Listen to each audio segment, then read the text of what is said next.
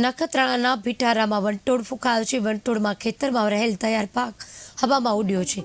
વાલનો પાક અને પાથરણા હવામાં ફંગોળાયા હતા।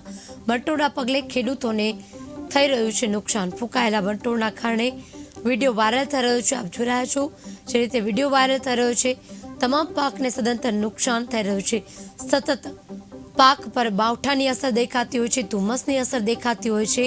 આટલું કુદરત બસ ન કરતા ફરી વંટોળ આવતા ખેડૂતો ચિંતામાં મુકાયા છે।